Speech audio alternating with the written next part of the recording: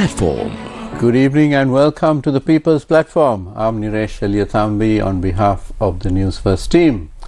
Well, we have 7 days to go before the presidential election, and what a peaceful election campaign it has been. Very little reports of violence, and even the number of posters and cutouts and billboards and all that is much less. So it's been a extraordinarily civilized election, that's what I would call it, or election campaign. We are yet to get to the election, of course, and to discuss this and other matters regarding Sri Lanka and the election, we have with us this evening, no stranger to our show, Dr. Jehan Perera, Executive Director of the National Peace Council. Welcome, Jehan. Good to have you again. Thank you, Naresh. So, Jehan, let's talk about this peaceful election that we're having. Quite a change, and a nice change from my point of view. Well, it's not exactly new, because I think this last several elections we've had have been quite non-violent. But this time in particular, it is there's very little violence, hardly any at all, and I would primarily say that it is due to the character, the nature of the three candidates. The three candidates are behaving in quite an exemplary way, and they have not been practitioners of violent politics. So I think the leadership is what matters in these cases, and also this being a presidential election, it means that there's a certain distance between the main candidates. I mean, of course, there are 38 candidates, but there's a distance between them and the people who are campaigning on their behalf. It's not like a parliamentary election, for instance, where the candidates themselves there are hundreds of candidates trying to attract votes for themselves, and then they tend to get into conflict.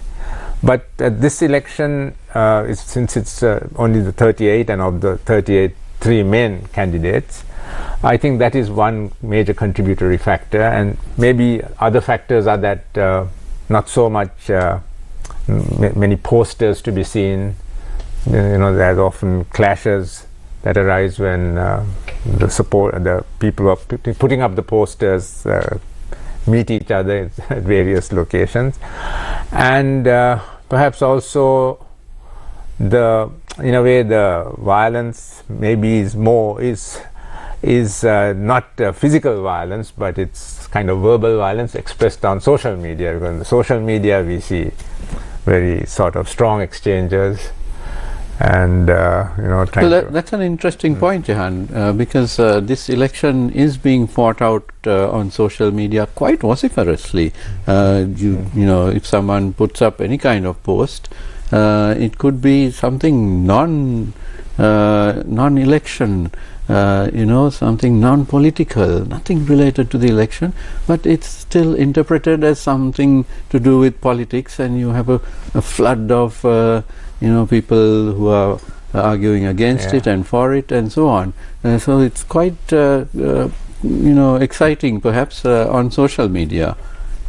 And also this election, I mean, it's unusual in that we are having at least 3 main candidates. Yes, usually it's just 2, so there is more interest here, as well as because and also because there is no certainty as to who is going to actually prevail.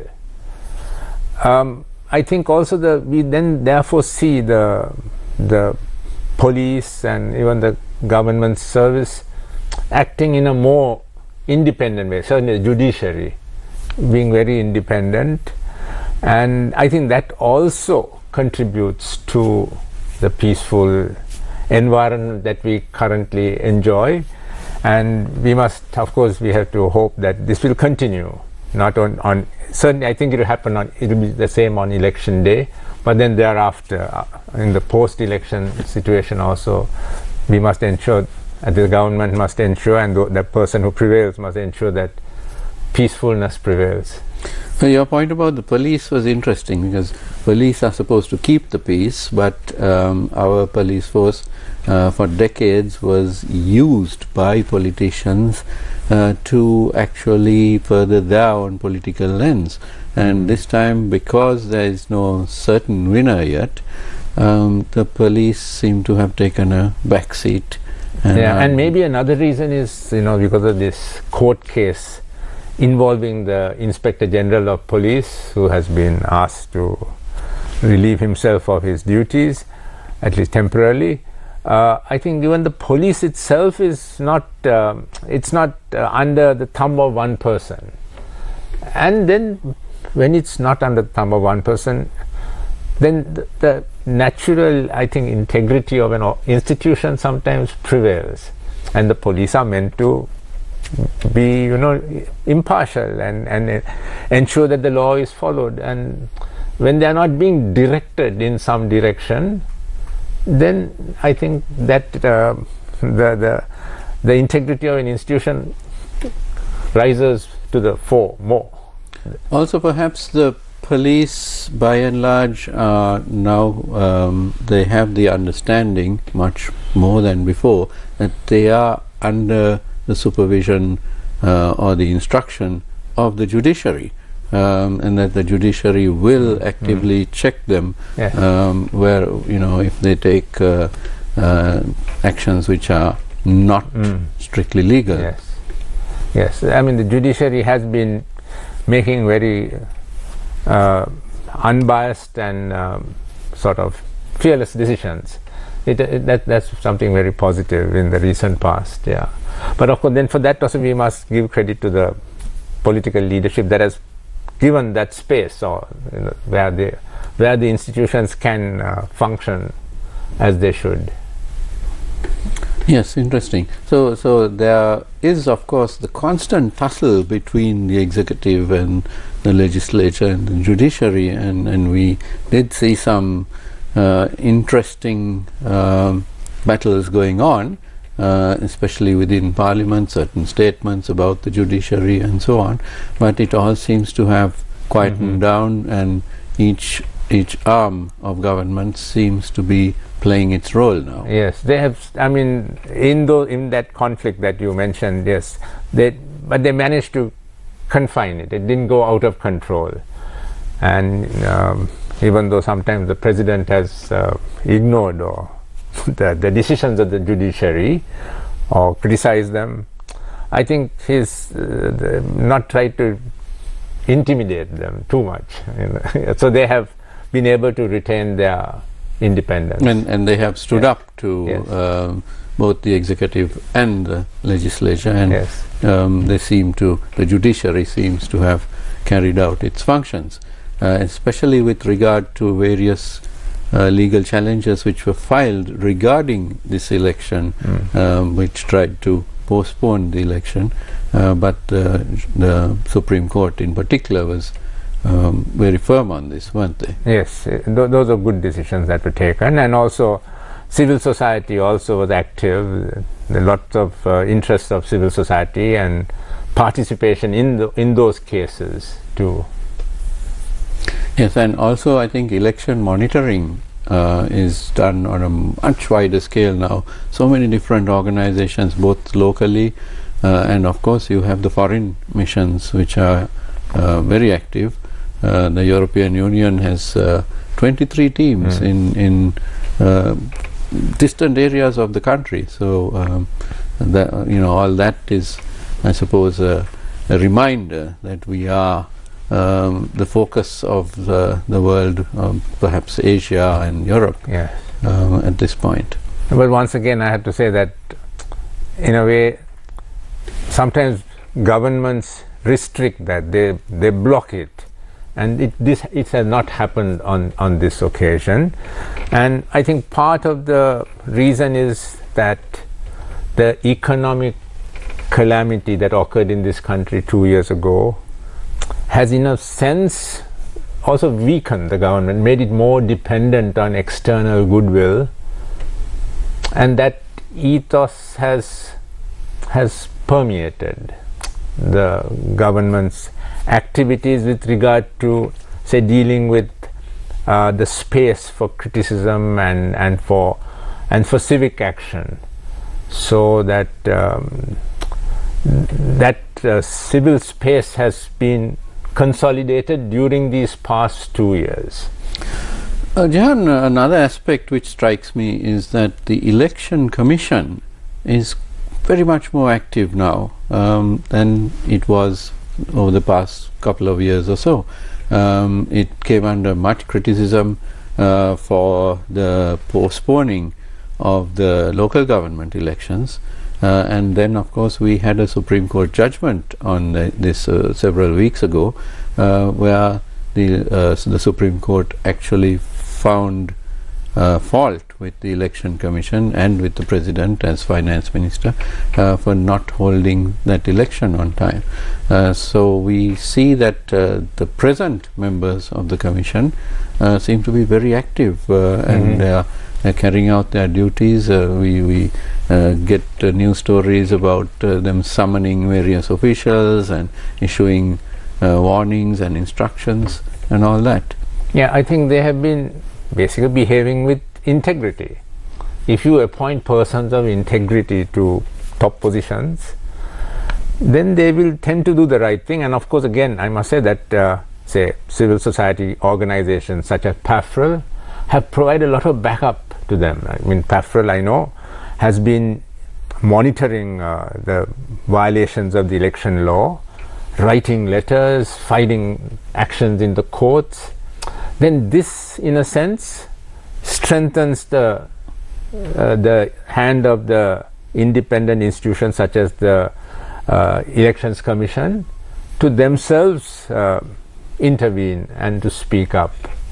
So it's a team effort, and as I said, also in a way it also reflects the space that the political leadership has given, because one could have imagined a situation where it was where some other president could have acted very differently, and this president has given the space, although he has also been in some cases acting as if he is above the law. Well, also the Elections Commission has issued very strict guidelines about posters, banners, and the number of banners in any election office, party office, that is. For example, they've issued strict guidelines, and they have, where those have been flouted, they seem to crack down and get those things removed, and they were even talking about removing the stickers of candidates on vehicles. So it's, they're coming down to the nitty-gritty. Of course, these are election laws which we've had for decades, but they were flouted in the main up to now. But this election we see very few of these posters and stickers and so on. Yes, I agree, and I'm again, it's a lot to do with the nature of the government. In a sense, this has been an interim government. The previous president, who had the mandate of the people, was then chased off by the people, and the new president, who didn't have that type of mandate, has not also got the same type of power and authority to suppress the people and to distort the law. So that space also has been there, and that's why we see the laws being followed at this very critical time. And also this is a time where everything is, well, I have not myself, but I tend not to look for those things. I look at those things. So right. And also, do you get a sense that this election and the amount of money spent on this election, although it's supposed to be quite huge, 1.8 billion per candidate, I don't see that amount of money being spent by even the major candidates. I may be wrong, it hasn't quite been quantified, but you don't visibly see this. Could it be that there is a less quantum of funding due to the economic situation? That I'm not quite sure, but I do know that the candidates are having massive meetings, large-scale meetings, and there is also belief that at least part of the crowd is brought yes. to the thing from various locations. Now that is extremely... The major parties do that. Yeah. I mean, you see that, the buses lined up. So that is extremely expensive. So maybe we don't see the money being splurged like in advertisements and cutouts on the roads and things like that.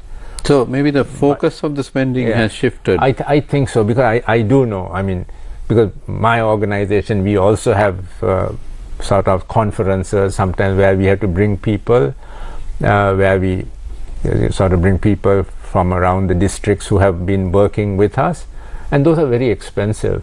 So when and those are small meetings, 100 people, 200 people, but here when tens of thousands you see. So if they are actually being bussed, as some of them at least, as we think, and even to organize it and organize the venue and then provide some food and all, those are very expensive. So maybe the money is going in that way. Let's talk about the national issues which seem to have come to the fore this time. In the past we have seen non-issues being pushed forward related to racism, religious differences and so on, but that's not coming up at all this time, is it? Yeah, I mean, I would beg to differ on you saying non-issues, because race, religion, ethnicity have been at the heart of our country's problems right from the beginning, from independence itself. I mean, maybe I should say artificially man-made issues. Okay, yes, they are exactly man-made. They are artificial issues because right from independence we have had these terrible conflicts, starting with the disenfranchisement of the Malaiya Tamils in 1948 itself. Well, it is actually, this election is different in that, as you rightly said, ethnic and religious issues are not at the forefront. It's very unique. This election is unique for that factor. I mean, compared, say, to 2019, where it came in full force to the surface, putting forward the claims of religion and ethnicity and nationalism. This time, no. But and I think the reason is this, that the terrible economic crisis that we went through 2.5 years ago is at the forefront. Economic recovery is at the forefront of people's concerns, their lives. The fact is that it's very hard for most people to live, even though they are trying to live well, and sometimes we don't see it with our eyes. Like foreigners don't really see this. I know the international people, they don't see it, but if you just think logically, prices have risen 2 to 3 times, but people's salaries are much the same, of most people. Then imagine if prices have doubled and your salary remains the same, that the problem you have. So the politicians are also aware of that. Economic recovery is #1 priority. And therefore ethnic and religious issues have receded the background. In addition to the economic recovery issue, of course there are other important issues that have come to the fore, which have taken priority, and the other is of course the issue of stability. One thing is economic recovery, the other thing is stability and continuity. Will it all collapse again? And then also corruption, catching the rogues. Those are the things that are at the forefront of people's concerns, which is why the ethnic issue has receded to the background. But I also would say it's a positive testament to the 3 main leaders, the 3 main candidates, that they have also not tried to bring this issue up. tried to use it to their advantage, although they are in a very strong competition at this time. They have not brought it up, and partly reflecting their own backgrounds, where they have not used it even in the past. Nationalism, racism, they have not used it. But also in this three-cornered contest, they also need the ethnic and religious minorities, their vote. Absolutely. So they've all been campaigning very hard in the Northeast. Yeah. So all this has contributed to none of them using what's called the communal card at this election. Now, another aspect that I see is the discourse around the 13th Amendment, which really didn't figure in previous elections, because it was the 13th Amendment by and large has been ignored since it was passed in 1988. But now we have the candidates coming out with their positions on the 13th Amendment. What do you think of that? Yeah, I think, see, when the 13th Amendment first came, it was the time of the war. It came in 1987, and the war was at its height, and the Indian Army was here. So the 13th Amendment was seen as an Indian imposition, devolving power, reducing the power of the central government. Already the central government is struggling to retain control over the north and east, and then now this power is being devolved through the constitution. So it was seen as something divisive and threatening to the country at 1987, and that frame of mind has continued all along. But why is it changed now? I think it changed again with this economic catastrophe that we went through 2 years ago, because that economic collapse occurred under the rule of a government that used ethnic nationalism and said that they would improve the position of the ethnic majority in the country and in the world. And after that, I think people saw that the real problem is not the other community. The real problem is the corruption in our society, the impunity, the waste of money, the wrong priorities. That is the real problem, not the other community, as had been portrayed prior to that. So, therefore, that sense that now devolution of power is actually something giving to the other community and making them strong, that is not so much an issue.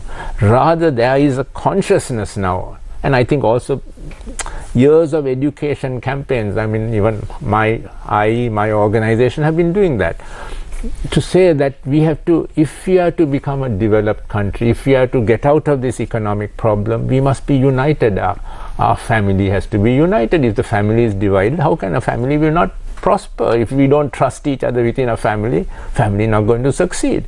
Similarly, within a country, that thinking has permeated, and I believe our three top leaders, the ones who are contesting, also have that idea. So that's why I think they are much more willing to talk about the provincial councils. Now they realize that is also an important part of the governance structure of our country. That's a positive thing, and they all three have said that they will get the provincial council system running once again.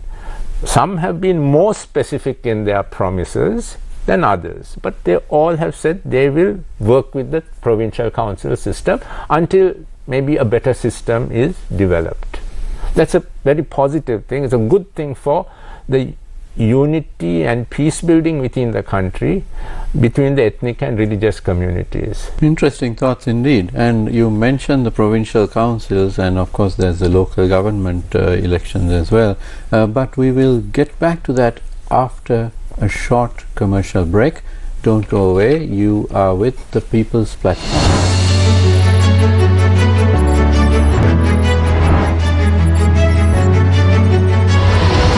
The People's Platform.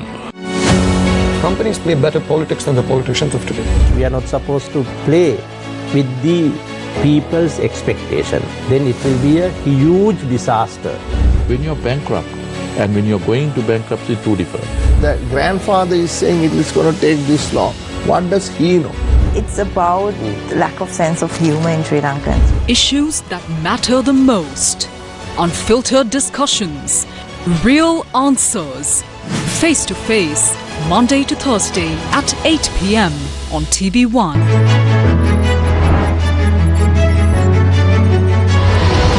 The People's Platform.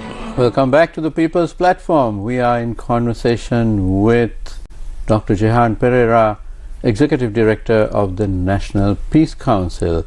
Jehan, now we started speaking about the devolved power structures, and we will see, of course, in all probability, a general election coming up before the end of the year. Hopefully before Christmas, so we won't be having all that tension during the Yuletide festivities, but after that we are likely to see at least the local government elections, because the Supreme Court has given an order on that. Is this all good for democracy, or is it causing more instability in the economy? What's your view on this? Well, it is something that has to be done. I mean, that's part of our constitution, and it's part of the system of government in this country, so we have to go through with it. Of course, it's going to be expensive. It's going to distract energies of the people and of the political leadership. But I think we have to accept it and go through with it. And is it a case of the sooner it's done with, the better? Yes, I would think that the sooner we have the elections, the better. Maybe, I mean, it is something that we need, that the election authorities and the government need to think about, but whether there is a possibility of holding them, some of these elections concurrently, so that you can save money, because these are expensive initiatives. But they have to be gone through. Absolutely. And actually the next election is going to be, I believe, for the Alpitiya Pradeshya Sabha, which I think it's at the end of October. This of course was a delayed election, and the matter had been before court and so on, but now the date has been set. So we're going to go from the presidential to that one Pradeshya Sabha, and then probably the general election and the local government, and somewhere along the way we might have the provincial council elections as well. So it's all good for democracy, isn't it? And I think the provincial council elections in particular are important, because that's about ensuring that the ethnic and religious minorities, the Tamil people and the Muslims in the north and east, are able to have some sort of devolved power, so that and be part of the governance in the country, because up to now, especially the Tamil people of the north and east have really not partaken in governance, because their main party has always been in opposition. I'm hopeful that that will also change. I think it needs to change, because the past policies of the main Tamil party has been, until they obtain their rights, the rights that they have struggled for many decades, they will not join a government and they will be in the opposition. But sometimes we have to now work together. We have to work together to achieve rights, to achieve development, not work in opposition. Now let's talk about the candidates themselves, the three major ones in particular. Anurakumara Disanayake, at the last presidential election, he drew massive crowds and ended up with just 3%. And this time he's drawing massive crowds once again. But there seems to be this feeling that, and some of the polls are showing that he is ahead. What do you think of this phenomenon, that from the last election to this one? Well, the change that has taken place is that the economy collapsed, and people found that their living standards had suddenly dropped, that they had lost so much, they lost their wealth, their savings all got halved as a result of the economic collapse. And that has made them think that the mainstream politics of the past has failed, the mainstream leaders have failed, so why not think of an alternative leadership, a leadership that is less connected or least connected to the traditional political and social elites who have had a good life, who live a good life in this country, whereas the masses of the people don't live such a good life. So that, I think, accounts for Anurakumara Dissanayaka's the rise in support for him. The belief that change is necessary, radical change is necessary, and change is desirable even at a high cost. Let's have change. Take the risk, because we have little to lose by taking the risk. I think that is the psychology that exists. And but of course one never knows, because there is also strong counter arguments being made, because there's also the need to, this is an international system, international agreement, the IMF agreement. These have, you can't just buck the whole thing, throw it away, or try to change it. We have to conform to international realities also. So there is that concern that Anurakumara Dissanayaka and his party don't have the experience to face up to the challenge of governing a country, not having done so before. But a significant proportion of our people, of the population, appears to be willing to give them that chance, and that's why we see a rise in the opinion polls, leading in some of the opinion polls, because opinion polls, there are some that they give all sorts of answers, so we don't know which is the correct one. Then you try and talk to people, and people also say different things, but I'm finding that lot of people I talk to say they are going to vote for Anurakumara, and they said that we know that others are also going to vote for Anurakumara. So that is the current situation. But I'm not saying it to translate to that at the polling station itself. So we really can't be sure, but we can be sure that he will do quite well. What about the surprisingly strong showing of President Ranil Wickremesinghe? 6 months ago, you wouldn't have thought that he had any chance at all of being elected. But now the polls are showing that he's surged forward over the last 3 months or so. Yes, again, so one is never sure who is behind what these polls are saying, and who is behind it, and whether it is the real opinion or not. We are not sure, but yes, some polls show him suddenly rocketing up. Now, why is that? I think, he has been now campaigning, he's explaining himself, and I think he's very articulate and intelligent in what he's saying. And there is certainly an appreciation that he stabilized the country, he restored the economy when it was in the doldrums. Now it is growing once again. He restored peacefulness and law and order, though cracking down on the protest movement in a way that many of us didn't like the way it was done. But then we also now have seen what has happened in other countries, and Sri Lanka did escape that fate. Earlier on also he, because of the circumstances he was in, with only one seat in parliament, he had to rely on the ruling party, and especially the Rajapaksa led party.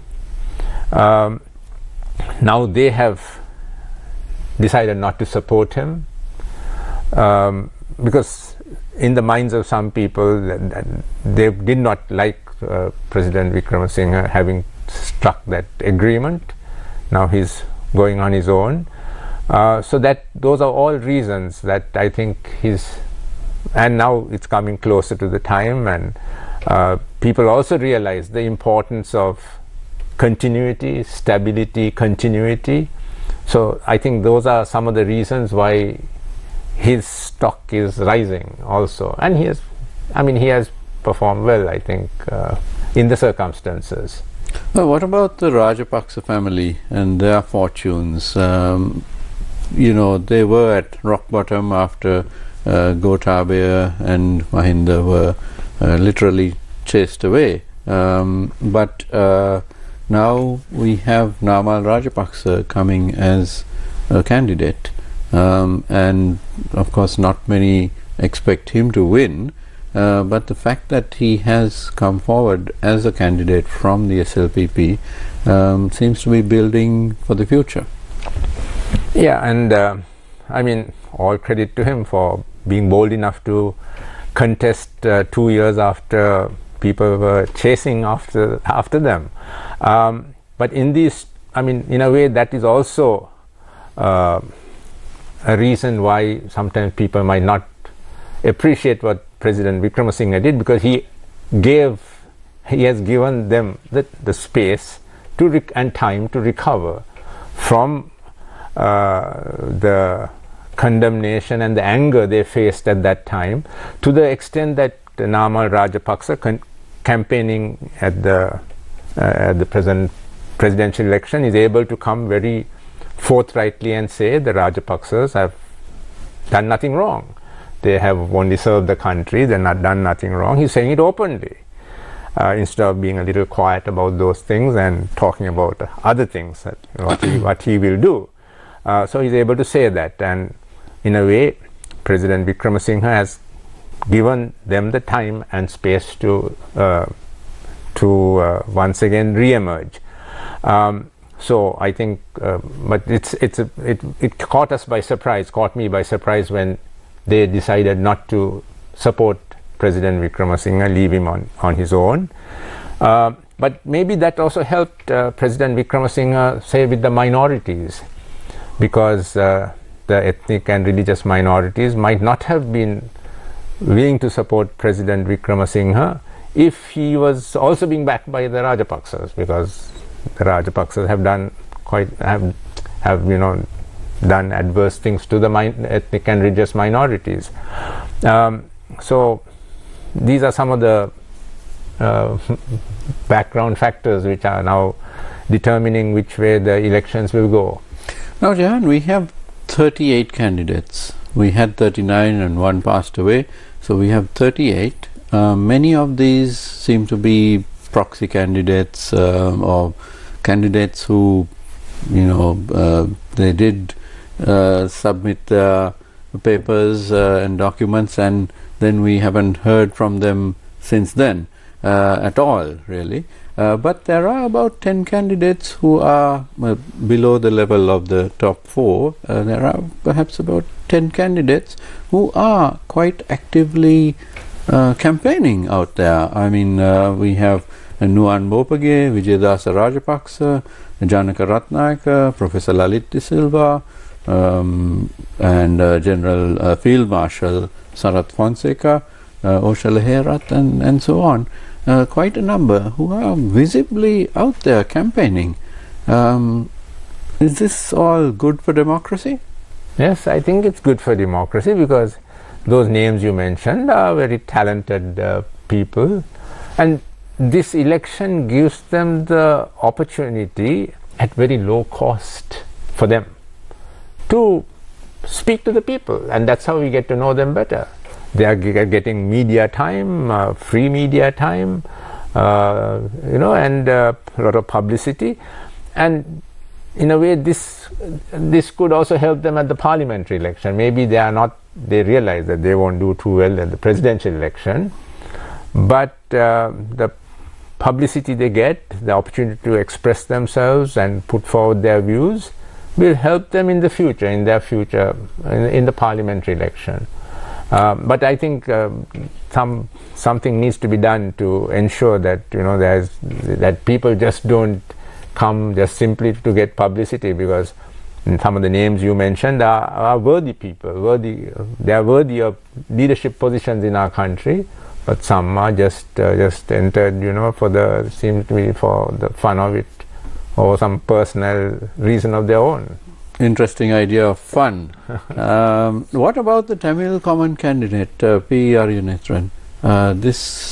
It took a lot of people by surprise when this was announced, and he is campaigning quite heavily in the Northeast.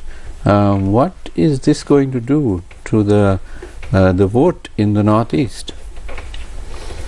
Yeah, I mean, the Tamil common candidate was put forward because of the concern among Tamil intellectuals, Tamil civil society, that the issues of the Tamil people will not figure in the election. An issue that's figuring in the election that is common to everyone, including the Tamils, is the economy, is corruption. Those are issues that affect them also, but there is a special issue that they want to be taken into account, and that is what has happened to them. The issues of dealing with the past, with missing people, land taken over, military presence in their areas, then the aspiration that they should govern themselves in the areas where there are a majority, that those will not become major issues. And it's true, it's not becoming. As we said, the ethnic issue has not taken center stage, though of course the three major leading candidates have all promised devolution of power. So the Tamil candidate has been put forward to present the Tamil point of view, and I don't know how it will work out. The fact that the main Tamil party, the ITAC, has actually endorsed opposition leader Sajith Premadasa will mean that that Tamil people will be torn now between whom to vote for, because Sajith Premadasa has been quite courageous in saying he will not only implement the 13th Amendment, he will also implement the land and police powers, which no government has done since 1987, which is against the Constitution. It's absurd to have something in the...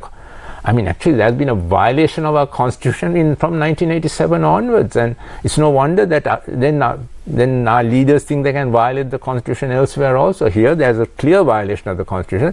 Land and police powers have not been devolved on the grounds that it's very dangerous to the country. Perhaps at 1987, that type of thinking was okay, was all right, because that was the time of the war, LTT was around. But now, if you look at it, if you look at land and police powers really, there is no way it's going to disturb the unity of the country. Land and police powers are solidly under the central government. Ultimately, they are under the central government. There is no need to be afraid of it. It's just about devolution of power. So Sajith Premadasa has actually been very bold in taking up that position. I hope that it is implemented ultimately. But so the Tamil people have the difficult choice whether to vote for someone who actually can become president, or make a symbolic statement, or maybe they can give their first and second preferences accordingly. Now, let's elaborate on this land and police powers of the 13th Amendment. As you said, it's part of the Constitution, but I get the feeling, correct me if I'm wrong, that it's not really an issue about sovereignty or something like that. It's more an issue of power, that the central government controls the land of the country.